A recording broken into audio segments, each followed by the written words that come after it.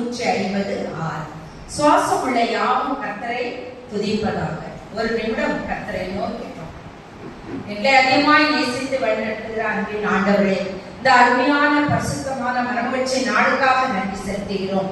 இந்த வேளையிலும் பாடல் மூலமாக என்னோடு இடைப்பட்ட ஆண்டவர் உடைய வேத வசனங்கள் மூலமாக எங்களோடு பேசும். பேசுகிற ஆண்டவர் ஜீவனுள்ள மெய்யான உயிருள்ள தெய்வத்துடைய சத்தத்தை நாங்கள் கேட்டு கீழ்ப்படிந்து ஆசீர்வதிக்கப்பட்டவர்களாக இந்த இடத்தை விட்டு கடத்தி சென்று கிருபையைத்தாரும். இந்த நேரத்தை எங்களுக்கு மோட்சமாக்கி தாரும். பரலோகத்தின் மன்னாவே தாரும். எங்கள் ஆவி ஆத்துமா சரீரம் பலனடையட்டும். எங்களை மனமகிழ்ச்சியோடு சந்தோஷத்தோடு புதிய பலத்தோடு புதிய கிருபியோடு புதிய ஆவியோடு புதிய சிந்தையோடு அனுப்பும் இயேசுவின் நாமத்தில் பிதாவே, ஆமென். ஹல்லேலூயா. கர்த்தர் நல்லவர். இந்த மாலை வேளையிலும் ஆண்டுடைய வார்த்தை ஆற்றும்படியாக தேவன் பாராட்டின கிருபைக்காக என் ஆண்டவருக்கு நன்றி செலுத்துகிறேன். இந்த 2 நாட்களிலே நாம் பிரவேசித்திருக்கிறோம். 40 நாட்கள் கடைபிடித்து வருகிறோம். இந்த 40 நாட்கள் மட்டுமல்ல, எல்லா நாளுமே நாம் பரிசுத்தமாய் ஆண்டவருக்கு பிரியமாய் தினமும் வேதத்தை வாசித்து ஜெபம் பண்ணி ஆலயத்தின் காரியங்களிலே பங்கெடுத்து ஒவ்வொரு நாளும் நாம் புதுப்பிக்கப்பட்டவர்களாய் காணப்பட வேண்டும். 40 என்ற எண்கள் வேதத்திலே அநேக இடங்களிலே வருகிறது. முதல் நோவாவின் காலத்திலே 40 நாள் மழை பெய்தது. மோசே 40 நாள் 2 முறை உபவாசம் இருந்தார் மலையிலே. இஸ்ரவேல் ஜனங்களை ஆண்டவர் 40 வருஷம் மன்னாவினால் அவரை போஷித்தார் பார்க்கிறோம். ஆகவே கோலியாத் வந்து போனது 40 நாள். பெலிஸ்தர் கையில் இஸ்ரவேலரை ஒப்பு கொடுத்தது 40 வருஷம். தாவீது ஆண்ட வருஷம் 40. எலியா ஓரேப் என்னும் பர்வதம் மட்டும் அவர் என்ன செய்தார்? 40 நாள் நடந்து சென்றார். நினிவே மக்களுக்கு யோனாவின் மூலமாக கொடுத்த கெடு 40 நாட்கள். இயேசு 40 நாள் என்ன செய்தார்? உபவாசம் இருந்தார். இயேசு உயிர்த்தெழுந்த பிறகு 40 நாள் அப்போஸ்தலருக்கு அவர் தரிசனமானார். இது 40 பார்க்கிறோம். ஆனால் இன்றைக்கு நாம் இந்த நாட்களில் இந்த 40 நாட்கள் மட்டுமல்ல, அன்னோ தினமும் நாம் புதுப்பிக்கப்பட வேண்டும். நேற்றைய தினத்திலே இந்த பரிசுத்த வாரத்திலே பரிசுத்த வாழ்வு என்ற தலைப்பிலே எப்படி பரிசுத்தமாய் வாழ முடியும் என்று சொல்லி சகோதரி லில்லி ஜான் அவர்கள் அருமையாக பேசினார்கள். வாஞ்சையினாலே, வார்த்தையினாலே, வல்லமையினாலே நாம் பரிசுத்தமாய் வாழ முடியும் என்று பேசினார்கள். இன்றைக்கு நான் எடுத்த தலைப்பு மரத்தை குறித்து. ஆகவே வேதத்திலே அநேக மரங்கள் காணப்படுகிறது. ஆகவே இதிலே லூக்கா 13ஆம் அதிகாரத்திலே வாசிக்கும் பொழுது அதிலே என்ன மரம் இருக்கிறது? அத்தி மரம். ஆகவே இந்த அத்தி மரம் குறித்து இன்றைக்கு நாம் சிந்திக்க இருக்கிறோம். நான் அநேக ஒரு சில மரங்களை குறித்து இந்த புத்தகத்திலே படித்தேன். ஆலமரம், புளிய மரம் எப்படி இருக்குதா? புயல் அடிக்கும் போது அந்த புயலுடைய வேகத்தை என்ன பண்ணுமா? அது குறைக்குமா? அதிகமா அடிச்சுன்னா என்ன பண்ணும்? அது ரொம்ப கஷ்டம். அரச மரம் என்ன பண்ணுமா? அதிகமான ஆக்சிஜனை உற்பத்தி செய்யும். அதான் அரச மரத்தை சுத்தி வருவாங்க, ஆக்சிஜனை உற்பத்தி செய்யுமா. பனை மரம் என்ன செய்யுமா? நிலத்தடி நீரை அது பாதுகாக்குமா. வேப்ப மரம் என்ன செய்யுமா? விஷத்தை முறிக்குமா. தென்னை மரம் என்ன பண்ணுமா? மண் அரிப்பை தடுக்குமா. ஆனா மனிதர் தாய நாம் தான் என்ன செய்கிறோம்? எல்லாவற்றையும் அழிக்கிறவர்களாக காணப்படுகிறோம். ஆகவே ஆண்டவர் அவருடைய சாயலிலே படைக்கப்பட்டவர்கள் நாம். ஆனால் நாம் அவருக்கு பிரியமாய் பரிசுத்தமாய் வாழ்கிறோமா? ஆண்டவர் வேதத்திலே அநேக மரங்கள் உண்டு. நன்மைக்குமே அறியத்தக்க மரம் இருந்தது. கர்வாலி மரம், ஒலிவ மரம், அது மட்டும் இல்ல பேரிச்ச மரம், சந்தன மரம், கேதுரு மரம், சித்தி மரம், பனை மரம், அத்தி மரம். இன்னைக்கு நான் எடுத்தது இந்த அத்தி மரம்.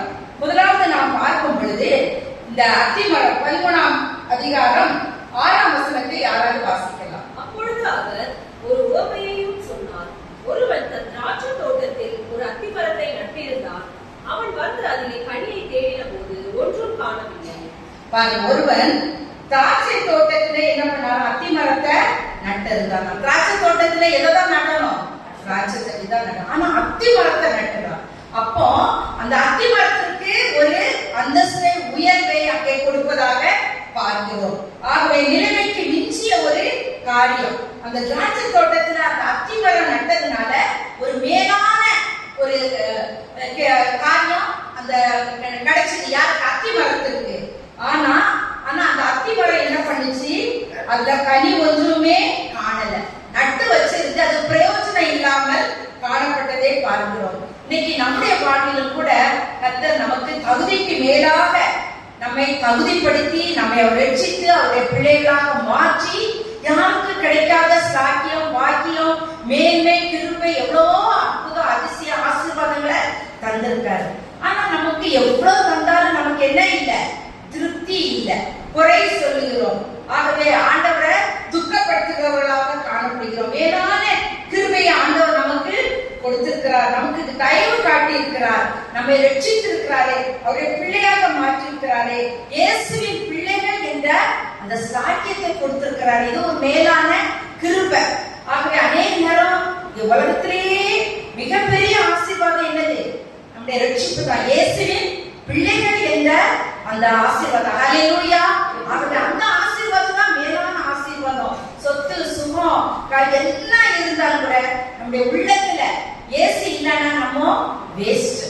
ஆகவே இயேசு இருக்கிறாங்க நமக்கு என்ன பண்ண? ஒரு தகுதி, ஒரு அந்தஸ்து, ஒரு மேன்மை, மகிமை கிடைக்கிறது. நம்ம என்னைக்கா நினைச்சு பார்த்துக்கோமா? இவ்வளோ பேர் அநேக நேரம் நினைப்பேன், எங்கேயோ பிறந்து எப்படியோ இருந்த எங்க குடும்பத்தை ஆண்டவர் ரட்சித்து இத்தனை ஆண்டுகள் 78ல ரட்சித்து 40 ஆண்டுகளுக்கு மேலாக ஆண்டவர் வழி நடத்தி குடும்பத்தில் உள்ள ஒவ்வொருவரையும் அவருடைய ஊழியக்காரர்களாக மாற்றி மேன்மைப்படுத்தி இருக்கிறாரு. நான் கூட அநேக நேரம் நினைப்பேன், நான்லாம் அப்ப எங்க படிச்சதெல்லாம் தமிழ் வழியை தான். இப்ப பிள்ளைங்கெல்லாம் சின்ன பிள்ளைங்க அவ்வளவு அழகா பேசுறாங்க, அவ்வளவு ப்ரொனன்சியேஷன் தெரியாது, அவ்வளவு கிடையாது. ஆனாலும் கூட கர்த்தர் மேன்மைப்படுத்தி பல இடங்களுக்கு செல்லவும் போகவும் கிருபை செய்து இன்றைக்கு உயர்த்தி, வேலை இல்லாவிட்டால் கூட ஆண்டவர் என்னை உயர்த்தி ஒரு குறையில்லாதபடி நடத்தினார். ஒவ்வொருவரையும் குறித்து ஒரு நோக்கத்தை ஆண்டவர் வைத்திருக்கிறார். ஒரு நாளும் நான் இல்ல, எனக்கு தரல, நான் இதுல குறைகள் சொல்லி கஷ்டப்பட்டதே கிடையாது. ஆண்டவர் நடத்துகிறார், ஆண்டவர் பெரியவராய் இருக்கிறார், அவர் போதுமானவராய் இருக்கிறார். தகுதிக்கு மிஞ்சிதான் ஆண்டவர் என்னை ஆசீர்வதித்திருக்கார் சொல்லி முதலாவது அவரை ஏற்றுக்கொண்டு அவருடைய ஊழியத்தை செய்ய பலப்படுத்தினாரே, அதற்காக நாம் என்ன செய்யணும்? நன்றி செலுத்த வேண்டும். ஆகவே அதுதான் ஆண்டவர் நமக்கு கொடுக்கிற ஒரு ஸ்லாக். எங்க பாருங்க, அவன் கனியை தேடின போது ஒன்றையும் காணவில்லை. தகுதி பெற்ற அத்திமரமாக இருந்தாலும் கூட அந்த தகுதியை இழந்துவிட்டதால் காணப்படுகிறது. அநேக நேரம் நம்முடைய வாழ்வில கூட அநேக நேரத்துல நம்ம என்ன பண்ண, எவ்வளவு கொடுத்தாலும் ஒரு திருப்தி இல்லாதவளா காணப்படுவோம். ஒரு கதையை நான் படித்தேன். ஒரு கஞ்சனா, அவன் ஒருத்தருக்கும் ஒண்ணு கொடுக்கவும் மாட்டானா, ஒருத்தருக்கு உதவி செய்யவும் மாட்டான், எல்லாருமே சண்டை போடுவான், தர்க்கம் பண்ணுவான். அவனுக்கு யாருமே பிடிக்காது. ஒரு நாள் அவனுக்கு ரொம்ப தாகம், இளநீர் குடிக்க ஆசை. அவன் கையில 15 ரூபாய் தான் இருந்துச்சு. என்ன பண்ணுவான்? அந்த 15 ரூபாய் எடுத்துட்டு இளநீர் கடையில போய் நிக்கிறான். அங்க போனா அங்க 15 ரூபாய் போட்டு இருந்தது. கொடுத்து குடிக்கலாம்ல, அதை போய் 10 ரூபாய்க்கு கேட்டான். அவர் திட்டி விட்டாரு. உடனே அடுத்த கடைக்கு போனான். அங்க 10 ரூபாய் இளநீர் போட்டு இருந்தது. அங்க போய் அதை 5 ரூபாய்க்கு கேட்டான். அவர் திட்டி விட்டான். திரும்ப என்ன பண்ணா? 5 ரூபாய் போட்ட கடைக்கு போனான். அங்க போயிட்டு 5 ரூபாய் தானே, சும்மா தரியான்னு கேட்டானா. அவர் திட்டின உடனே பார்த்தானா, எதுக்கு இந்த ரூபாயை கொடுத்து நம்ம வீணடிக்கணும்? கொஞ்சம் அந்த பக்கத்துல பார்த்தா அந்த இளநீர் மரம் இருந்துதான். அதுல நல்ல இளநீர் காய் காய்ச்சிட்டு இருந்துதான். பார்த்தான், இதுல ஏறி நம்ம அழகா பறிச்சு ஒரு செலவு இல்லாமலேயே குடிக்கலாம் சொல்லிட்டு ஆதங்கப்பட்டு அவசர அவசரமா ஏறி பறிக்க முடியல, ஏற முடியல, மேல கீழே விழுந்து காலை ஒடிச்சு. அப்பதான் நினைக்கிறாங்க, இந்த 15 ரூபாய நான் பார்த்து என் காலை என்ன பண்ணேன்? ஒடிச்சுக்கிட்டு இப்ப எவ்வளவு செலவாகும், எவ்வளவு நஷ்டம். இது ஒரு உதாரணம் தான். இன்னைக்கு அநேக நேரங்கள்ல நம்ம கூட சின்ன சின்ன காரியங்களுக்கு கூட நம்ம என்ன பண்ணுவோம்? நம்ம தேவையில்லாத காரியங்களுக்கு நம்ம கருவித்தனம் பண்ணக்கூடாது. ஆண்டவருக்கு கொடுக்க வேண்டிய காரியங்களில நம்ம கொடுக்கணும். எத்தனையோ விதங்களில நம்ம குறைவுள்ளவர்களாய் காணப்படுகிறோம். ஆண்டவர் எவ்வளவோ நம்மை உயர்த்தி இருக்கிறார், ஆசீர்வதித்திருக்கிறார். அவர் நம்முடைய ஆண்டவருடைய கண்களிலே நமக்கு கிருபை கிடைக்கிறார். நோவாவை அடிக்கடி நினைப்பேன். நோவாவுக்கோ ஆதியாகமம் 6:8-9 கர்த்தருடைய கண்களில் கிருபை கிடைத்ததாம். அதை படிக்கும் போது அவன் நீதிமானாய் இருந்தான், உத்தமனாய் இருந்தான், தேவனோடு சஞ்சரித்தான். அதுலயே ஒரு பிளஸிங் என்னன்னா, சிலருக்கெல்லாம் அவன் மட்டும்தான். ஆனா நோவா, மனைவி, அவன் 3 குமாரனும் குமாரத்திகளும், 8 பேருமே ஆண்டவரோடு கூட இருந்திருக்கிறாங்க. வச்சுக்கிறாங்க. அது ஒரு பெரிய பிளெஸிங் இல்லையா? இப்ப நான் ஏற்றி கொண்டிருப்பேன், என் வீட்டுக்காரர் வரமாட்டாரு, பிள்ளைங்க வரமாட்டாங்க. ஒவ்வொருவரும் ஒவ்வொரு இடத்துலயே அப்படியாக இருப்பாங்க. ஒண்ணு ஆராதிக்க வர முடியல, அப்படிலாம் இருக்கிறாங்க. ஆனா இந்த நோமா குடும்பம் முழுவதும் காக்கப்பட்டது அதுல நான் பார்த்தேன். ஆகவே நம்ம எப்பவுமே இயேசுவையே நோக்கி பார்க்கணும். தகுதி இல்லாத நம்ம ஆண்டவர் தகுதிப்படுத்தி விட்டார். நம்ம தகுதி பெற்றவர்களாக நம்ம மாற வேண்டும். பாருங்க, நம்ம எண்ணாகமத்துல படிக்கும் போது அந்த சர்ப்பங்களால் கடிக்கப்பட்டவங்க என்ன பண்ணாங்க? அநேகர் மரித்தாங்க அவங்க செய்த தவறுனால. அப்போ மோசே வந்து முறையிடும் போது ஆண்டவர் சொல்லுகிறார், அது கடிக்கப்பட்டவன் எவனோ அவர்கள் அந்த நோக்கி பார்க்கும்போது ஒரு சர்ப்பத்தை செய்து என்ன பண்ணாங்க? உங்களை மேல வச்சுட்டாங்க. எண்ணாகமம் 21:8 வீட்டுல சென்று பார்த்து பாருங்கள். ஆகவே அதை நோக்கி பார்த்தவங்க எல்லாம் என்ன பண்ணாங்க?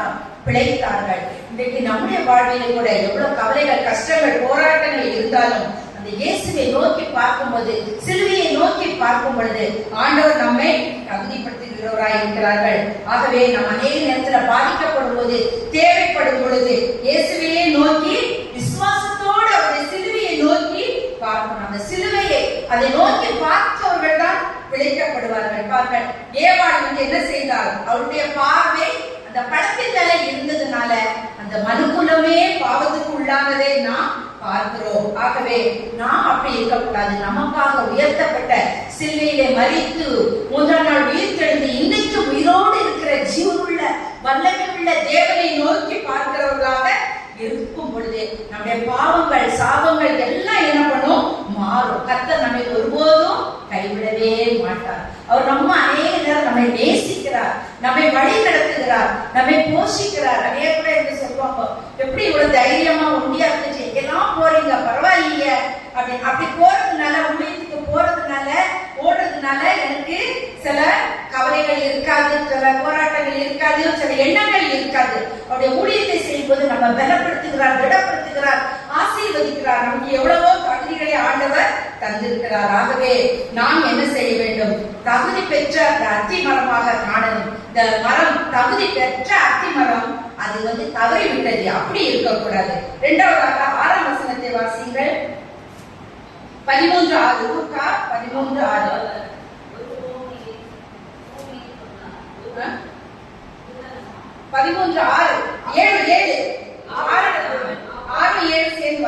அப்பொழுது அவன் தோட்டக்காரரை நோக்கி, இதோ 3 வருஷமாகிய இந்த அத்திமரத்திலே கனியை தேடி வருகிறேன், ஒன்றையும் காணவில்லை.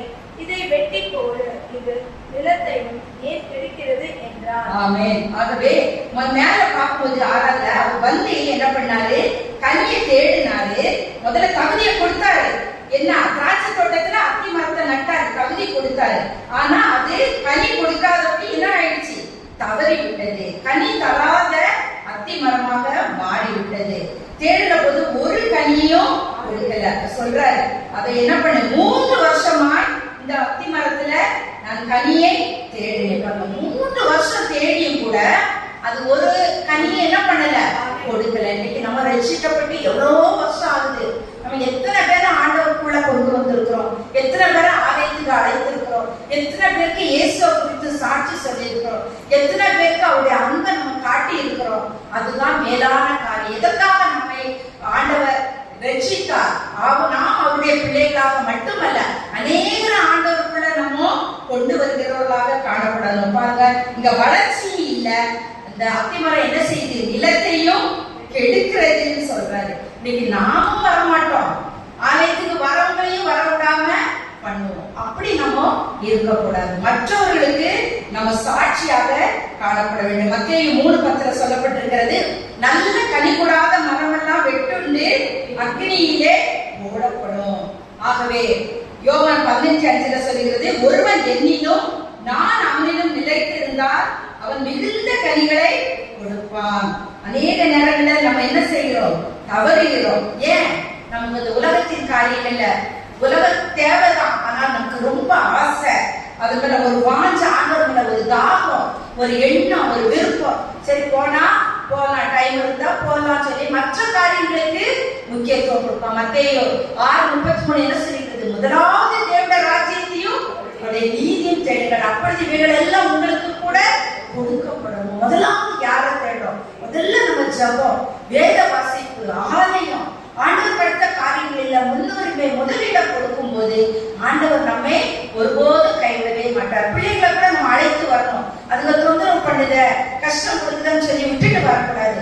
அவங்களும் சிறு வயதிலேயே நம்ம என்ன பண்ணோம், ஆலயத்துக்கு கொண்டு வந்து பாட வச்சு, வசனங்களை சொல்ல வச்சு, சண்டே ஸ்கூல்ல உட்கார வச்சு, விபிஎஸ்ல வர வைக்கும் போதுதான் அந்த பிள்ளைகள் ஆவிக்குரிய வளர்ச்சியிலே வளர்வார்கள். சங்கீதம் 42:1 தாவீது சொல்கிறார், வானானது நீரோடைகளை வாஞ்சித்து கதறது போல எந்த நாத்துமா உண்மையே வாஞ்சித்து கதறுகிறது. ஒரு மானுக்கு தாகம் வந்துச்சுன்னா எப்படி அது என்ன பண்ணும், அந்த நீரோடைகளை பார்த்து ஓடுமா, தண்ணி கிடைக்கிற இடமா பார்த்து ஓடும். அப்படி நமக்கு அந்த ஆசை எப்ப வருது, நமக்கு ஏன் ஞாயிற்றுக்கிழமை வருதுன்னு இருக்கக்கூடாது. ஏன் இந்த வார நாள் ஃபுல்லா ஆராதனை வருஷத்துக்கு ஒரு முறை தான் இந்த ஒரு வாரம் வரும் இல்லையா, அப்புறம் நம்ம வாரம் தான்.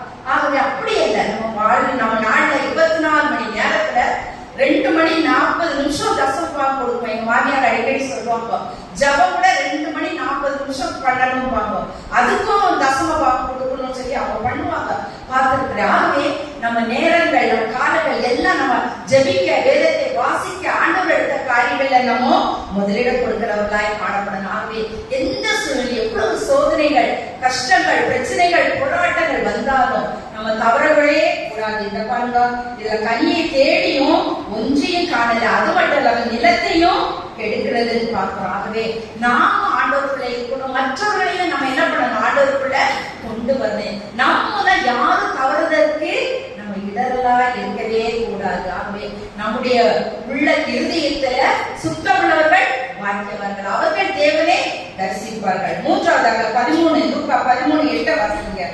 அதற்கு அவன், ஐயா, இது இந்த வருஷமும் இருக்கட்டும், நான் இதை சுற்றிலும் கொத்தி எரு போடுவேன். ஆமா பாருங்க, மூன்றாவது பார்க்கும்போது தவணை அந்த தோட்டக்காரனை நோக்கி அவரு சொல்றாரு, இது நிலத்தையும் கெடுக்குதுன்னு சொல்லும் போது அந்த தோட்டக்காரன் அந்த எஜமானத்தை சொல்றா, ஐயா இந்த வருஷமும் கெடுக்கட்டும், நான் இதை சுற்றிலும் கொத்தி எரு போடுவேன், கனி கொடுத்தால் சரி, கொடாவிட்டால் இனிமேல் அதை வெட்டி போடலாம். அப்போ ஒரு தவணையை கேட்டு வாங்குறான் அந்த தோட்டக்காரன், அந்த எஜமான் கிட்ட பறித்து பேசுகிறான், வெட்டி போடாதீங்கய்யா, 3 வருஷம் தான் பரவாயில்ல, இனி என்ன பண்ணலாம், கொஞ்ச நாள் பார்க்கலாம், இந்த ஒரு வருஷம் இருக்கட்டும், இந்த ஒரு வருஷத்துல அது கனி கொடுக்கும், நான் நம்புறேன், கொடுக்காட்டா நம்ம வெட்டி போடலாம்னு சொல்லி அவன் என்ன பண்றான், தவணையை பெற்றவர் அதை பாதுகாத்து பராமரிக்கிறவனாய் காணப்படுகிறான். இன்னைக்கு அதே போலதான் ஆண்டவர் நம்முடைய வாழ்வில் கூட பரிசுத்த ஆவியானவர் நமக்காக பிதாவின் இடத்திலே பரிந்து பேசுகிறவராய் காணப்படுகிறார். சில நேரங்களிலே நாம் தவறி விடுகிறோம், அவருக்கு பிரியமில்லாமல் நடந்து விடுகிறோம் போது ஆண்டவர் நம்மை மன்னித்து மறந்து அவருடைய பிள்ளையாய் நம்மை நேசித்து நம்ம எண்ணுவதை நினைப்பதை காட்டிலும் மேலான ஆசீர்வாதங்களை கொடுத்து தருகிறார். பாருங்க, அநேக நேரத்துல நம்ம என்ன பண்ணுகிறோம், கசப்பான கனிகளை கொடுக்கிறோம், நல்ல கனி கொடுக்கணும். ஆகவே ஆனா நமக்குள்ள இருக்கிற கனிகள் எப்படி இருக்கிறது, ஆவியின் கனி காணப்படல, நமக்குள்ள கோபம் இருக்குது, பொறாமை இருக்கிறது, பெருமை இருக்கிறது, மாய்மானம் இருக்குது, சண்டை இருக்கிறது, பிரிவினைகள் இருக்கிறது. ஆகவே ஆண்டவர் என்ன செய்கிறார், 5, 10, 15 இப்படி வருடங்கள் நமக்கு தவணை தருகிறார். ஆனா நமக்கு அது குறித்து ஒரு கவலை இல்லை, பயம் இல்லை, ஏதோ வரமோ போறோமோன்னு சொல்லிட்டு உலகத்தின் காரியங்களுக்கு தேவைதான். ஆனா வசனம் என்ன சொல்லுது, பூமிக்குரியவர்களே அல்ல, மேலானவர்களையே நாடுங்கள். மேலானது யாரு, அதுதான் தேவனுடைய ராஜ்யம் தான், அவர் தான் நமக்கு மேலானவர், அன்பானவர், இரக்கம் உள்ளவர். ஆகவே ஆண்டவர் எவ்வளவோ நம்ம மேல பொறுமை உள்ளவராய் இருக்கிறார். எத்தனையோ நம்ம தவறி இருந்தால் கூட நம்மை மன்னித்து மறந்து பாவம் அறியாதவர் நமக்காக அடிக்கப்பட்டு நொறுக்கப்பட்டு இந்த கல்வாரியிலே எவ்வளவு ரத்தத்தை சிந்தினார், எதற்காக, எனக்காகவும் உங்களுக்காகவும். ஆகவே இந்த கல்வாரியின் அன்பை, அந்த பாடல்கள் எல்லாம் பார்க்கும் போது நம்ம என்ன பண்ணணும், அவருடைய அன்பை உணர்ந்து நாம் மாற்றப்பட்டு புதுப்பிக்கப்பட்டு அர்ப்பணிக்கப்பட்டு அவருக்கு நம்ம பிரியமானவர்களாக வாழ வேண்டும். அநேக நேரம் எவ்வளவு வார்த்தையை கேட்டாலும் இடத்து போகும்போதே மறந்து விடுகிறோம். மறுபடியும் நமக்குள்ளே சண்டை, நமக்குள்ளே கோபம், நமக்குள்ளே கலகம், நமக்குள்ளே பொய், சொல்லாத காரியத்தை சொல்லி பிரச்சனையை உண்டு பண்ணுகிறது. ஐயோ இந்த அம்மாவா, உங்கள்கிட்ட போனாலே எனக்கு சமாதானமா இருக்கும், சந்தோஷமா இருக்கும். அவளை பார்த்தாலே எனக்கு ஆறுதலா இருக்கும். ஆனா நம்ம குறித்து என்ன சொல்றாங்க? ஐயோ இதுவா, இவகிட்ட போனாலே கலகம், இது இங்க வந்து மாமியார் பொழுத மரமட்ட சொல்லுது, மரம பொழுத மாமியார் சொல்லி குடும்பத்துல என்ன பண்ணுது? பிரச்சனையை உண்டு பண்ணுது, இல்லாததை எடுத்து கட்டி சொல்லுது. அதுவும் நமக்கு கிறிஸ்தவ சாட்சி. நம்ம ஆண்டவருக்கு மாதிரியாக சாட்சியாக நாம் செய்கிற ஒவ்வொரு காரியங்கள் தான் ஒவ்வொரு நேரமும் நம்ம அவரை சிலுவையில் அறைந்து கொண்டே இருக்கிறோம். ஆண்டவர் நம்ம உள்ளத்தை பார்க்கிறார். அந்த சிறிய இதயத்துல தான் அவர் என்ன பண்ணுகிறார்? வாசம் பண்ணுகிறவராய் காணப்படுகிறார். ஆகவே நமக்குள்ளே நம்ம என்ன கூடாது? நிர்விசாரம் இருக்கக்கூடாது. நாம் ஆண்டவருக்கு பிரியமாய் நடக்க வேண்டும். வெளிப்படுத்தல் 20:15 சொல்லப்படுகிறது, ஜீவ புஸ்தகத்தில் பேர் எழுதப்பட்டவனாக காணப்படாதவன் எவனோ அவன் அக்கினி கடலிலே தள்ளப்படுவான். அப்போ பரலோகத்துல நமக்கு ஒரு ஜீவ புஸ்தகம் இருக்கு. அந்த ஜீவ புஸ்தகத்துல உங்களுடைய பேர் என்னுடைய பேர் என்ன பண்ணும்? இருக்கணும். நம்ம ஆண்டவரை ஏற்றுக்கொள்ளும் போது நம்முடைய பேர் அங்க எழுதப்பட்டிருக்கிறது. வெளிப்படுத்தல் 22:12 சொல்கிறது, இதோ சீக்கிரமாய் வருகிறேன், அவனவனுடைய கிரியைகளின்படி அவனவனுக்கு நான் அளிக்கும் பலன் என்னோடு கூட வருகிறது என்று சொல்லுகிறார். ஆகவே இன்றைக்கு நாம் தவணை ஆண்டவர் கொடுத்திருக்கிறார். எப்படிப்பட்டவர்களாக காணப்படுகிறோம்? இந்த தவணை பெற்ற அத்தி மரத்தை போல ஆண்டவர் நமக்கு தவணைகளை, நேரத்தை, காலத்தை கொடுத்திருக்கிறார். அதை நம்ம ஆதாயமாக்கி கொண்டு அவருக்கு பிரியமாக நம்ம வாழ வேண்டும். ஆகவே நாம் எப்படிப்பட்ட கனிகளை கொடுக்கணுமா? முதலாவது மத்தேயு 3:8 மன திரும்புதலுக்கு ஏற்ற கனிகளை கொடுக்கணுமா? இரண்டாவது கலாத்தியர் 5:22-23 ஆவியின் கனிகளை கொடுக்கணும். ஆவியின் கனியும் அன்பு, சந்தோஷம், சமாதானம், நீடிய பொறுமை, தயவு, நற்குணம், சாந்தம், விசுவாசம், இச்சை அடக்கம். அதுல அதை கொடுக்கணும். கனிகள் போடல, கனி எல்லாம் சேர்ந்துதான் அந்த கனி. அதை கொடுக்கிறோமா? எத்தனை நேரத்துல நமக்கு அன்பு இல்லை. நமக்கு பிடிச்சவங்கள ரொம்ப நேசிப்போம் இல்லையா? பிடிச்சவங்க தப்பு செய்தா கூட அது தெரியாது. ஆனா பிடிக்காதவங்க ஒரு சின்ன தவறு செய்தா கூட அதை என்ன பண்ணுவோம்? பெருசுப்படுத்துவோம், மறக்க மாட்டோம், மன்னிக்க மாட்டோம். ஆனா ஆண்டவர் எவ்வளவு அன்புள்ளவர், எவ்வளவு இரக்கம் உள்ளவர், எவ்வளவு கிருபை உள்ளவர், எவ்வளவு நேசிக்கிறவர். நான் செய்த, நீங்கள் செய்த எவ்வளவு தப்பிதங்களை மன்னித்து இன்றைக்கு நம்மை எவ்வளவு உயர்த்தி இருக்கிறார். ஆண்டவருக்கு நாம் நன்றி செலுத்த வேண்டும். அது மட்டும் இல்ல, கொலோசியர் 9:1-10 நற்கிரியைகளாகிய கனியை நம்ம கொடுக்க வேண்டும். அது வந்து வாசிங்க, கொலோசியர் 1:9-10. இது நிமித்தம் நாங்கள் அதை கேட்ட நாள் முதல் உங்களுக்காக இடைவிடாமல் ஜெபம் பண்ணுகிறோம். நீங்கள் எல்லா ஞானத்தோடும் ஆவிக்குரிய விவேகத்தோடும் அவருடைய சித்தத்தை அறிகிற அறிவினாலே நிரப்பப்படவும் சகலவித நற்கிரியைகளும் ஆகிய கனிகளை தந்து தேவனை அறிகிற அறிவில் விருத்தி அடைந்து கர்த்தருக்கு பிரியம் உண்டாக அவருக்கு பாத்திரராய் நடந்து கொள்ளவும். நற்கிரியைகளாகிய கனிகளை கொடுத்து அவருக்கு பிரியமான பாத்திரமாய் நம்ம நடந்து கொள்ள வேண்டும். அல்லேலூயா.